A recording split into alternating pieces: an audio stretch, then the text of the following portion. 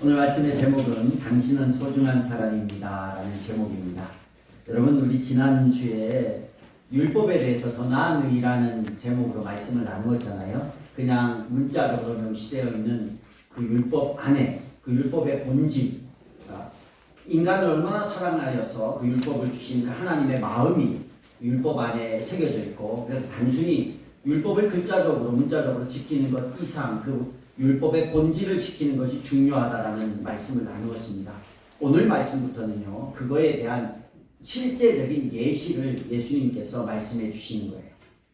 예전에 2017년 6월 8일에 아마 그때 사고가 나고 며칠 후에 KBS 뉴스에 나왔던 사건이에요. 제가 그때 그걸 듣고 굉장히 충격을 받았던 뉴스예요.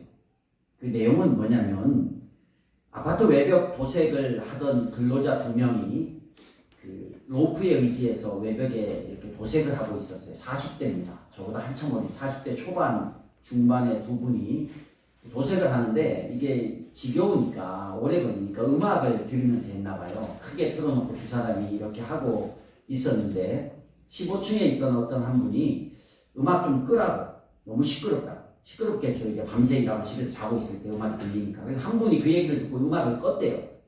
다른 한 사람은 그 음악을, 그 소리를 미처 듣지 못했던 거예요. 그러니까 한 사람은 껐는데 한 사람은 음악을 계속 틀어놓고 일을 했어요. 그래서 이분이 말을 했는데도 안 들으니까 화가 났나 봐요. 너무 화가 나서 옥상에 올라가서 밧줄을 잘랐어요. 그 사건 모르시나요? 오래돼가지고. 그 밧줄을 잘라가지고 한 분은 바로 추락을 했고, 한 사람은 밧줄에 걸려서 떨어지지 않았어요. 15층에 하다가 이제 12층까지 내려갔을 거 아니에요? 내려갔는데 그새 15층에 있던 분이 가서 잘라가지고, 한 분이 떨어져서 그 자리에서 이제 돌아가셨어요. 아주 충격적인 사건이죠. 사람이 화가 나면 눈에 뵈는 게 없구나. 아무리 화가 나도 어떻게 올라가서 밧줄을 자를 생각을 하지? 좀 이해가 안 되는 것 같아요. 화가 나고 분노했던 그 자기의 성냄을, 화남을 다스리지 못했을 때 이런 극단적인, 비극적인 일들이 실제로 일어납니다. 이거는 뭐 뉴스에 나올 얘기고, 우리들도 화가 나면 평소에 하지 않는 행동들을 많이 합니다. 화를 주체하지 못해서. 그런데 그 분노함이, 그 성냄이 얼마나 불행한 결과들을 가져오는지, 그것이 얼마나 주님 앞에서 주님이 하지 말아야 할 행동임을 오늘 말씀을 통해서 이야기합니다. 저도 화가 많은 사람이고, 오늘도 저는 이렇게 뭐가 이렇게 제대로 안 되면 좀 많이 이게 속이 상해요. 예배를 드리러 오는데, 저는 이 예배 시간이 매우 중요한 사람이에요. 설교를 하고 준비하는 게. 근데 여기에만 온 정신을 쏟고 있어요. 이렇게 어떻게 예배를 인도할까? 여기에만 정신을 쏟고 있다가, 근데 막 예배 전에 어떤 일들이 막 생겨요. 생기면 기분이 확 상하는 거예요. 그러면 그날 예배는, 예배를 기쁘게 드리려고 예배를 준비하는데, 제 성질 때문에 예배를 제 스스로 다 망치는 경우가 많이 있어요. 막 여기에 집중하는데, 갑자기 이것도 해주세요. 내가 여기 설교하고 예배 인도하는 사람인데, 목사님한테 다 저한테 막 뭘 얘기하면, 나는 지금 그것보다 이게 급한데. 근데 그냥 그것도 하고 저것도 하면 될 텐데 그게 잘 안 돼요. 그럼 그 순간에 속이 상하는 거예요. 뭐가 뜻대로 안 되면 속이 상하고 화가 나고, 그러면 중요한 예배를 망치게 되잖아요. 제 스스로도 화를 조절해야겠다 이런 생각들을 많이 하고 다스려 가고 있는 중입니다. 근데 오늘 예수님이 말하기를요, 환행이 살인과 동일하다고 비유하고 있어요. 여러분, 여기 21절과 22절은 서로 헬라어를 보면, 우리나라 말을 봐도 이게 풀어서서 그렇지 대꾸의 형식을 가지고 있어요. 헬라어를 보면 더합니다. 한번 제가 표를 했는데 한번 보도록 할게요. 넘겨줘 보세요. 계속 띄워놓으셔도 돼요. 안 넘어가고 제가 설교 다음까지 그냥 띄워놓으셔도 돼요. 21절과 22절을 비교하면 여기 보면 옛사람들에게 말하기를 하고 시작해요. 성경에. 그죠? 근데 22절에는 뭐라고 얘기하냐면, 그러나 나는 너희에게 말한다. 이렇게 똑같이 대꾸를 들어요. 말한다. 옛사람이 말하는 건 뭐냐? 율법인 거예요. 율법. 근데 그러나 나는 너희에게 말한다는 예수님이 우리에게 말하는 거예요. 이게 율법의 본질을 말하는 거예요. 그래서 율법과 율법의 본질의 대꾸를 이루는 구절이에요. 옛사람들에게 말하기를 살인하지 말라라고 얘기를 해요. 근데 나는 너희에게 말한다. 형제나 자매에게 성내는 사람은 이라고 얘기를 합니다. 그래서 살인과 화내는 것을 어떻게 취급해요? 동일하게 취급을 하고 있습니다. 살인하지 말라와 율법이 어떻게 동일한가? 이것은 지난주에 나눈 더 나은 의라는 그 말씀의 소득, 주제와 관련이 있는 겁니다. 하나님께서 살인하지 말라라고 한 이유는 뭘까요? 살인은 사람을 죽이는 거잖아요. 하나님은 우리를 너무 사랑하는 거예요. 한인격체를 너무 사랑하는 거예요. 근데 살인이라는 것은 그 사람의 인격과 육체를 전부 다 사라지게 하는 아주 무서운 일이에요. 다르게 보면 하나님이 사랑하는, 하나님이 정말 소중하게 여기는 한 사람의 전 인격적인 소멸이 살인이다. 그런데 이 사람을 소중하게 여기는 하나님 입장에서 살인은 아주 사람을 정말 무시하고 사람을 소멸시키는 악한 일이거든요. 그만큼 하나님께서 한 사람의 인격, 한 사람을 소중히 여긴다는 말씀입니다. 근데 하나님이 그렇게 소중히 여기는 형제자매를 분노하고 속내고 그의 인격을 모독하는 것은 하나님이 보기에 살인과 동일한 일이고, 모든 사람이 사랑을 받을 자격이 있고 모든 사람이 존중을 받을 자격이 있는데 그 사람을 무시하고 그 사람을 낮추고 그 사람의 인격을 모독하는 일이기 때문에 우리 주님이 이 율법의 의미에 대해서 설명하는 거예요. 살인은 한 사람을 이렇게 정말 악하게 여기는 건데 그 사람에게 분노하고 성내는 것도 이것과 동일한 의미라는 거예요. 율법의 본질을 보면 살인하지 말라는 얘기는 그 사람을 소중히 여겨라, 사랑해라, 귀하게 여겨라, 이 얘기예요. 본질이 사람을, 하나님 내가 너희를 얼마나 사랑하는데 그 사람을 너희도 소중히 여겨야 된다. 절대 화난다고 죽이거나 때리거나 이러면 안 된다. 근데 우리는 지금 그 사람들에게 성내면서 하나님이 이렇게 사랑하는 사람에 대한 인격을 모독하고 있는 거예요. 그래서 같이 보는 거예요. 결과도 같아요. 21절에 보면 재판을 받는다라고 표현을 하고요. 22절에 보면 심판을 받는다라고 표현을 합니다. 한글 성경에 다른 단어를 써요. 그런데 헬라어 성경을 보면 똑같은 크리시스라는 그 재판하다라는 동일한 헬라어를 사용해요. 근데 왜 번역은 재판하다, 심판받는다 이렇게 했을까요? 살인은 실제로 법적인 문제이기 때문에 재판을 해요. 공의회가 있고 이스라엘의 그 공의회는 예루살렘에 있는 사내들인이 있고 각 지역마다 23명으로 구성된 작은 또 이 재판을 하는 기관들이 있습니다. 종교 재판하는. 그래서 살인을 했을 때 그 기구에서 이 사람을 재판한다라는 그런 의미고, 심판은 뭐냐? 심판은 하나님께서 하신 거예요. 여러분 형제에게 분노한다고 해서 재판정에 끌려가가지고 무슨 모독죄 이런 거 아니고는 그냥 화낸다고 해서 아버지가 아들한테 화낸다고 해서 재판받지는 않잖아요. 근데 그런 것들이 주님 보시기에는 심판을 받을 일, 재판과 똑같은 일이라는 거예요. 그래서 한글에는 의미 때문에 단어를 다르게 썼지만 헬라어는 똑같은 크리시스라는 그런 단어를 사용합니다. 그래서 이게 뭐냐? 옛날 율법에 살인해서 사람 죽이는 일이나 주님이 보시기에 너희가 너희 형제에게 분노하고 화내고 이러는 일이나 똑같다. 갑자기 공기가 무거워졌어요. 우리가 분노를 많이 했기 때문에, 화를 많이 내기 때문에. 여기 자녀들 중에 부모님이 화 안 내고 여기까지 키운 자녀들 있으면 한번 손 들어봐 주실래요? 부모님이 화내는 걸 나는 한 번도 당하지 않았다. 엄마가 됐다, 아빠가 됐다. 저희 자녀를 포함해서 아무도 없다라는 사실이 우리를 무겁게 합니다. 우리는 살인을 저지른 것과 똑같은 일을 했다. 너무너무 힘들어요. 성경에 보니까 위로가 되는 부분들이 많이 있더라고요. 분노하지 않고 사는 것이 가능한가? 불가능하더라고요. 위로받지는 마십시오. 분노하지 않고 사는 것이 불가능해요.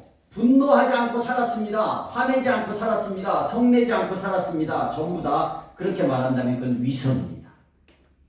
우리 모두가 분노했어요. 시편 4편 4절에도 보니까 분노에 관한 얘기가 나와요. 근데 그 뒷구절이 있더라고요. 분노하여도 죄짓지 말라는 구절이었어요. 시편 139편 19절 24절에도 주님을 대적하는 자들에게 분노하는 시편 기자 이야기가 실려 있고요. 마태복음 21장 12절에 보면 예수님이 분노한 장면이 나와요. 그 성전에서 막 장사하는 장면을 보고 내 집은 만민이 기도하는 집이다. 이 독사의 자식들아 하면서 막 분노했던 장면이 나옵니다. 에베소서 4장 26절 27절은 우리가 같이 한번 띄워서 보도록 하겠습니다. 같이 한번 읽어보겠습니다. 시작. 화를 내더라도 이르지 않도록 하십시오. 해가 지도록 노여움을 품고 있지 마십시오. 악마에게 틈을 주지 마십시오. 분노는 하는 것 같아요. 화는 내는 것 같아요. 그런데 오늘 주님도 우리가 분노를 안 할 수 있는 사람 같으면 화해라는 단어를 안 썼을 거예요. 분노하지 마라 했지만 분노할 수밖에 없는 존재라는 걸 아셨어요. 그래서 화해라는 단어를 던져줍니다. 그리고 에베소서에도 보면 화를 내더라도 분노를 우리가 할 수밖에 없는 존재라는 건 인정해요. 그런데 뒷부분에 보니까 죄를 짓는 데까지 시편 4편에 있는 내용하고 똑같아요. 죄를 짓는 데까지 이르지 않도록 하고 해가 지도록 고요움을 품고 있지 마십시오. 근데 그 이유가 뭐냐면 27절에 악마에게 사단에게 악한 존재에게 틈을 내어주지 말라는 거예요. 여러분 분노라는 것은요 사람이 살아가면서 우리가 인간이기 때문에 어떨 땐 조절할 수 없고 나올 수밖에 없는 감정 중에 하나입니다. 그리고 분노라는 감정이 꼭 나쁜 것은 아니에요. 어떤 사람에게 인격을 모독하기 위해서 분노하는 것은 매우 나쁜 행동이죠. 그러나 어떤 상황이나 어떤 문제 앞에서 내가 분노하고 하나님의 일에 의로운 분노를 하면 오히려 동기부여가 돼서 다른 일을 할 수 있는 능력이 나에게 나올 수도 있습니다. 그러나 사람에게, 여기서 예수님은 사람에게 행하는 분노에 대한 이야기. 성경 외에도 성경에도 물론 있습니다. 분노를 조절하지 못해서 살인을 저지른 많은 사건들이 성경에도 있고 우리 기사도 검색하면 많이 나옵니다. 그 분노는 사람의 육신을 죽이기도 하지만 이 분노는요 육신의 죽임에 앞서 그 사람의 인격을 죽이는 일을 합니다. 분노가 사람에게 생리적인 변화를 일으키더라고요. 호르몬의 변화를 일으키더라고요. 분노를 할 때, 화를 낼 때 우리에게 그 호르몬 이름이 있는데 제가 그건 얘기하지 않을게요. 찾아보시면 나와요. 어쨌든 스트레스 호르몬이 나오는데 이 호르몬이 작용하는 게 분노 상황에서 싸우거나 도망치거나 두 가지 하나의 결단을 하게 한대요. 그래서 막 분노가 일어나면 맞서 싸우거나 그 자리를 도망가. 그리고 이 분노가 일어나면요, 분노의 감정이 일어나면 전두엽의 기능이 저하되어서 논리적인 사고와 판단력을 방해합니다. 그러니까 올라가서 밧줄을 자르죠. 이걸 잘랐을 때 어떤 일이 일어날지에 대한 생각이 안 되는 거예요. 분노가 되면. 그리고 이 부분이 우리가 이제 좀 생각해야 될 부분인데, 생리적으로 분노를 자주 하면 편도체가 과활성화가 되어서 분노를 더 쉽게 촉발하는 신경망이 발달한대요. 그래서 이게 무슨 얘기냐면 한번 어떤 일에 화를 내기 시작한 사람은 점점 자주 많이 화를 낸다. 그래서 이게 자기만 화를 내면 되는데 이 분노는요 상대에게 불안감과 위축을 주고, 분노가 어떤 인격처에게 비난으로 전달되면 그 사람이 자기 비하, 낮은 자존감을 가지고 살게 되고 자신감을 떨어뜨리는 일을 한다는 안 좋은 일이에요. 그러니까 화를 내는 걸 그냥 두면 그 사람은 어떻게 돼요? 계속 화를 내게 되고 누군가에게 상처를 주게 됩니다. 근데 화를 내는 것을 절제하고 자제하고 참아내면 이 편도체가 과활성화되는 것이 줄어들어서 화가 점점 줄어드는 삶을 살 수가 있다. 줄어들고 회복될 수 있다. 분노를 하면요, 이건 일반적인 정신과 의가 하는 얘기고, 성경적으로 보면요, 분노라는 것은 하나님의 의를 이루지 못합니다. 분노에서는 하나님의 의를 이루지 못해요. 화를 내서는 하나님의 의를 이루지 못해요. 대표적인 사람이 누구냐면, 분노 조절을 못해서 소망을 이루지 못한 대표적인 사람이 모세입니다. 모세가 성경에 보면 온유한 사람이라고 나와요. 근데 모세는 전혀 온유한 사람이 아닙니다. 여러분, 화난다고 사람 때려 죽여요? 모세는 화가 나서 사람을 때려 죽인 경험이 있는 사람이에요. 그리고 사건을 은폐하고 죽인 사람을 땅에 묻어서 모래로 덮어버려요. 사건을 은폐한 사람. 나중에 모세가 은혜를 받았습니다. 변화가 되었습니다. 그러면 좀 온유해졌을까요? 민수기 20장 12절을 한번 읽어보겠습니다. 민수기 12장 2절 같이 읽어볼게요. 시작. 주님께서 모세와 아론에게 말씀하셨다. 너희는 이스라엘 자손이 보는 앞에서 나의 거룩함을 나타낼 만큼 나를 신뢰하지 않았다. 그러므로 너희는 내가 이 총회에서 주기로 한 그 땅으로 그들을 데리고 가지 못할 것이다. 아멘. 이 얘기가 있기 전의 상황. 모세와 아론이 가나안 땅에 들어가지 못하는 사건이 하나 생겨버려요. 이게 민수기 20장 11절, 10절, 11절에 10절과 11절에 나오는 얘기인데, 그 앞전에 나오는 얘기인데, 이스라엘 백성이 사막에서 물이 없다고 또 하나님을 원망하는 거예요. 왜 우리를 만나 먹고 메추라기 고기도 뜯어 먹고 먹을 거 다 줬는데 며칠 물이 없었나 봐요. 그러니 이집트에 살게 하지 왜 여기로 우리를 데려왔습니까? 또 막 불만을 이렇게 불평을 하는 거예요. 그러자 모세가 하나님께 기도했죠. 하나님 또 불평합니다. 어떡합니까? 그러니까 하나님께서 저기 바위에 내가 물을 내게 할 테니까 그 바위를 가리켜서 물을 내게 하라 그랬어요. 모세가 가서 하나님이 가리키라고 그러면 짝대기로 이렇게 해서 물 나와라고 가리켰으면 됐는데 화가 났어. 화가 나가지고 이 백성들이 언제까지 저 모양으로 저러고 있냐. 그래서 자기가 가지고 있는 지팡이로 바위를 세게 2방 때렸어요. 물 나와! 물 나와! 때렸더니만 물은 나왔는데 하나님이 그걸 거룩하게 보지를 않았던 거예요. 그냥 하나님이 자기를 신뢰하지 않고 자기를 거룩하게 여기지 않았다라고 표현하면서 이 사건 때문에 야, 내가 너에게 살인을 저질러도 사람 만들어주고 그리고 너를 통해서 홍해를 가르고 만나와 메추라기를 주고 구름기둥과 불기둥으로 인도했는데 아직도 너는 그러냐. 쟤들은 원래 저런 애야. 그냥 저래. 그러니까 너는 너의 일을 하면 돼. 근데 못한 거예요. 화가 나. 저도 오늘 여기 앉아 있는데 우리 찬양하는 청년들을 보면서 청소년들 보면서 옛날 같으면 제가 막 짜증이 났을 것 같아요. 근데 오늘은 이렇게 보면서 계속 웃었어요. 우리 또 승훈이는 댄서 출신이라서 자기도 모르게 그루브를 타고 있잖아요. 삭삭삭 이렇게 하는데 근데 인상은 전부 다 어디 저 형장에 끌려가는 십자가를 진 사람처럼 아무리 교회지만 이 즐거운 찬양을 하고 있는데 얼굴은 다 무표정에 있으면서 그래서 옛날 같으면 쟤는 찬양을 좀 대고 좀 즐겁게 부르지 저러고 있을까 이랬을 텐데 몇 번 봤지 지훈아. 너무 신기한 거예요. 무표정으로 즐거운 찬양을 부르는 게 너무 신기하고 그루브를 타면서 무표정으로 부르는 건 더 신기한 거예요.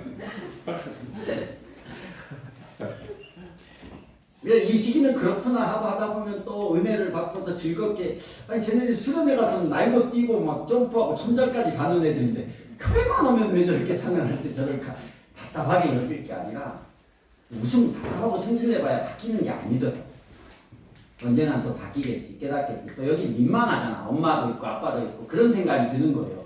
쟤네들이 그냥 아무도 없는 데서 자기들 마음껏 찬양하면 잘할 텐데 여기만 오면 그러는 것은 나의 이중인격이 들킬 건가 뭐 별 생각이 다 할 거 아니야. 그러면서 하는 걸 이제 이해하고 되니까 막 웃게 돼요. 안 그랬으면 화가 났을 거예요. 근데 모세는요 그걸 바라보고 화를 냈던 거야. 이게 분노하니까 하나님이 예비된 그 땅에, 그렇게 소망했던 땅에 40년간 방황했지만 그 땅을 못 가는 거예요. 분노하면 하나님의 의를 이루지 못합니다. 여러분, 분노하면 하나님의 비전을 이루지 못하고 나를 향한 하나님의 계획을 이루지 못해요. 특히 하나님의 의를 위해서 분노하고 하나님 나라를 위해서 분노하는 이런 의는 괜찮지만, 그게 아니라 사람을 향한 분노, 사람을 향한 짜증, 성내는요, 하나님이 가장 사랑하는 누군가를 내가 인격적으로 죽이는 행위를 하고 있다. 하시면 안 돼요. 근데 만약에 했어, 그럼 어떻게 하래요? 하루를 넘기지 말라는 거예요. 그게, 그 분노가 쌓이면 뭘로 이어져요? 죄로 이어지고, 그 분노의 틈을 타서 마귀가 들어오는 거예요. 그래서 부모, 가장 저희 친해야 될 부모와 자식 간의 간격을 멀어지게 해요. 가정이 작은 하나님의 나라잖아요. 이 가정을 하나님께서 복되게 하고 이 가정을 통해서 하나님이 하고자 하는 일이 있는데, 가정이 화목하면 누가 싫어하겠어요? 사단이 싫어하는 거예요. 그 가정이 불화해야죠. 그래서 그 안에 분노라는 이 우리의 감정을 통해서 사단이 일을 하는 거예요. 서로 조금만 손을 내면 아무것도 아닌 일인데, 그 분노함 때문에 나중에 하루, 이틀, 일주일 말 안 하다가 한 달 안 하다가 1년 하다가 막 10년 동안 부모 자식 간에 TV에나 나가야 부모 자식이 그때야 막 비로소 손을 잡고 눈물을 흘리고, 우리가 왜 이랬을까? 그게 전부 그런 분노라는 감정을 통해서 사람이 틈을 타서 일을 하는 거. 그래서 우리가 어쩌다 화를 낼 수는 있지만 그 화냄이 죄를 짓는 데까지 이어지지 않게, 하루를 넘기지 않고 화해하고 회복할 수 있도록 해야 된다는 거예요. 그래서 예수님께서 뒤에 분노에 대한 해결책이 화해라는 것을 23절 이후에 쭉 이야기를 하고 있습니다. 자, 23절, 24절을 같이 한번 읽어보도록 하겠습니다. 23절, 24절 본문 시작. 그러므로 내가 제단에 제물을 드리려고 하다가 내 형제나 자매가 내게 어떤 원한을 품고 있다는 생각이 나거든. 너는 그 제물을 제단 앞에 놓아두고 먼저 가서 너의 형제나 자매와 화해하여 그런 다음에 돌아와서 제물을 드려라. 여러분, 제단에 제물을 드리는 것은 하나님 앞에 예배하는 것을 표현하는 거예요. 근데 우리가 싸웠으면 예배하지 말라, 이 얘기가 아니에요. 하나님께서 예배를 받으시는 주체는 하나님이에요. 예배의 주인공은 하나님입니다. 그런데 하나님이 하나님의 사람을 너무 사랑하고 사람들을 너무 사랑해서 그 사람을 소중히 여기는데, 예배드리러 온 그 사람 당사자가 내가 사랑하는 누군가를 분노하고 인격적으로 모욕한 사람이 여기 앉아있는 거예요. 그럼 하나님은 마음이 어떻겠어요? 그 사람의 예배를 기쁘게 받지 않아요. 그러니 이것부터 해결하고 와서 예배를 드려라. 헛예배 드리지 말고 화해가, 네가 오늘 앉아서 나에게 예배 드리는 것보다 훨씬 중요합니다. 그거 내가 받기가 어렵다. 그러니 가서 화해하고 와서 예배를 드릴 때 내가 그 예배를 받아준다. 이 이야기거든요. 그래서 분노하면요, 이게 시간이 지날수록 더 힘들어져요. 그냥 그 부분에 대해서 자녀에게 화를 냈으면 그 자녀에게, 저도 시간이 지나 보면 힘들더라고요. 근데 그 아이들에게, 우리 아들들에게 상처가 돼서 어려움이 되고 마음에 불안이나 힘겨움으로 다가오게 돼요. 그걸 알게 됐을 때 사과를 하면요, 너무 많은 시간이 지나서 늦어서 완벽하게 그 막 감정이 복원되기가, 회복되기가 어려울 때가 많이 있습니다.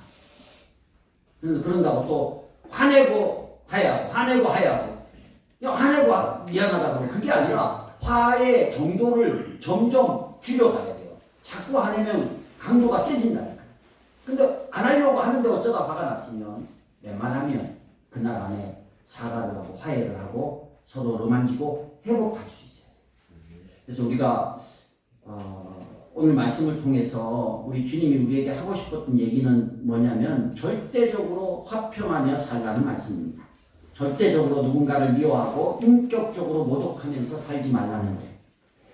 부부, 자녀 제일 많아요. 가깝다 보니 얼마나 짜증나는 일이 많습니까? 10번 참다가 한 번 화냈는데 그것 때문에 관계가 틀어질 수도 있거든요. 저도 우리 자녀들 어릴 때는 날마다 참았어요. 근데 참다가 화가 나서 한 번 얘기하면 그게 상처가 돼요.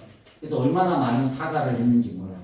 그리고 지금도 그런 때가 기억이 나면 제가 되게 힘이 들거든요. 아, 그때로 돌아가면 그러지 않았을 텐데. 너무 미안하고 속상한 있는 거.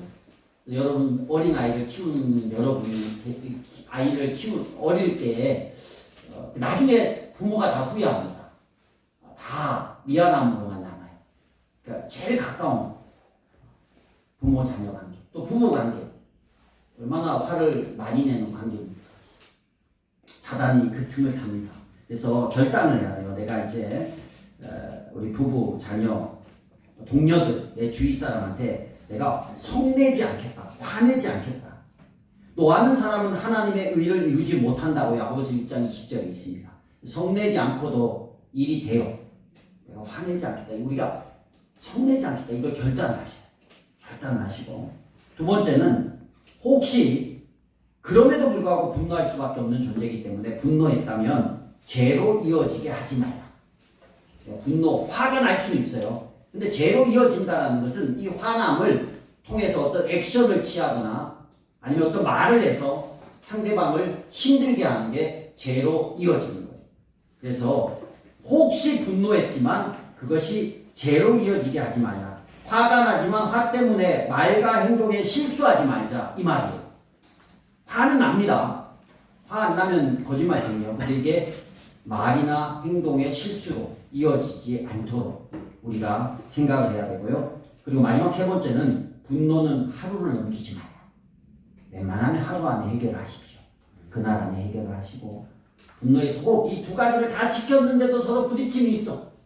그러면 웬만하면 오늘 말씀을 기억하고 하루를 넘기지 말고 서로 잘 화해할 수 있는 부부나 부모 자녀나 또 동료들 간에도.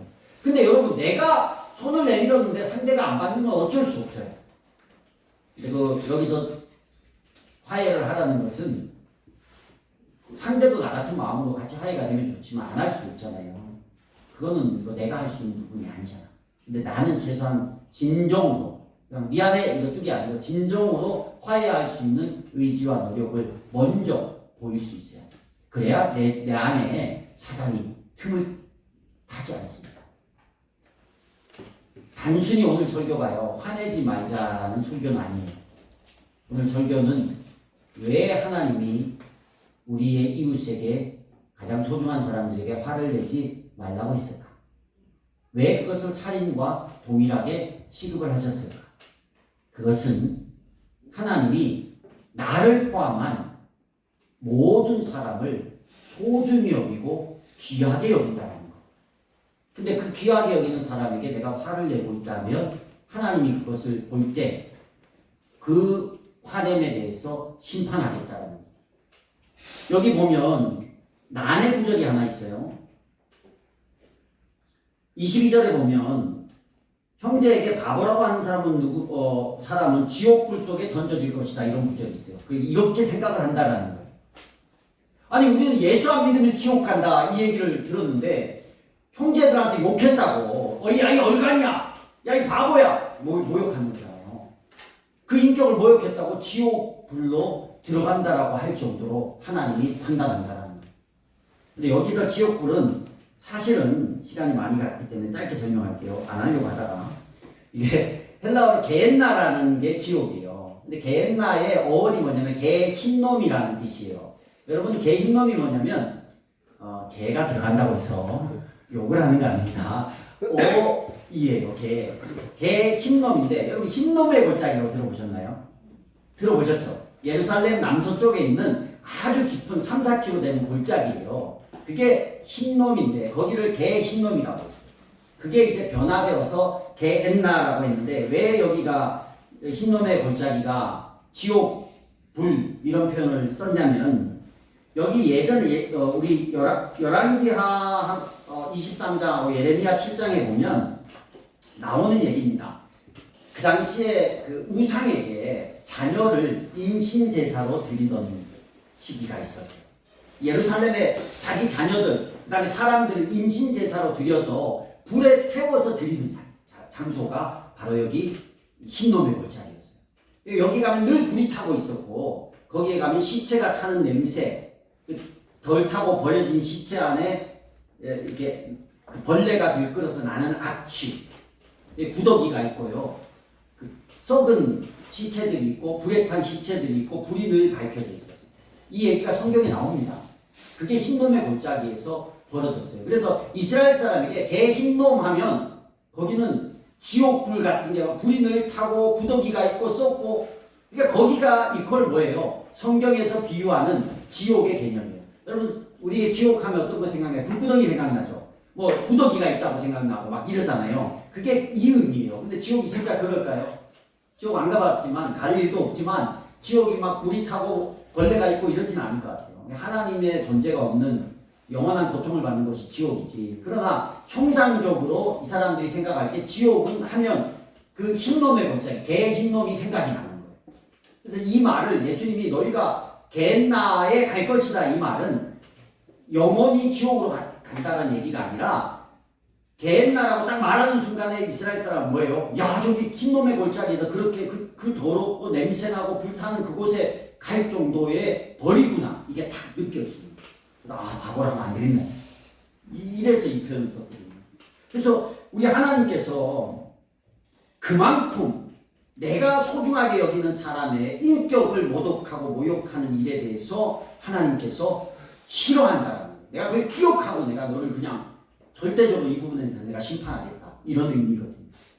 그래서 하나님이 이 형제에 대해서 화내지 말라는 얘기는 다른 의미로 뭐냐면 하나님이 우리 한 사람 한 사람을 정말 소중하게 생각합니다. 하나님이 소중하게 하는 사람에게 함부로 대하지 말라는 거예요. 그래서 앞으로 부모님이 나에게 함부로 대한다 하면 얘기하세요. 나는 하나님이 나를 소중하게 여기는 분인데 나에게 왜 그렇게 막대하냐. 우리 부부간에도 그런 거예요. 부부간에도 나에게 막대할 때 하나님 나를 이렇게 소중하게 여기는 존재인데 나에게 왜 이렇게 막대하냐, 그렇게 말씀하실 수 있어요. 그래서 오늘 분노하지 말라는 얘기는 그런 의미가 있습니다. 우리 역시 하나님께서 나에게 붙여준 소중한 배우자와 자녀와 또 이웃, 그들에게 소중히 여길 수 있고 분노하지 않고, 그럼에도 불구하고 혹 분노했으면 그것이 죄로 이어지지 않게 하시고 또 그 분노가 하루를 넘기지 않도록 잘 화해하며 살아갈 수 있는 저와 여러분이 될 수 있기를 주의 이름으로 축복합니다. 하나님을 기쁘시게 이웃을 행복하게 영혼 구원하여 제자 삼는 교회, 예수 가족 교회.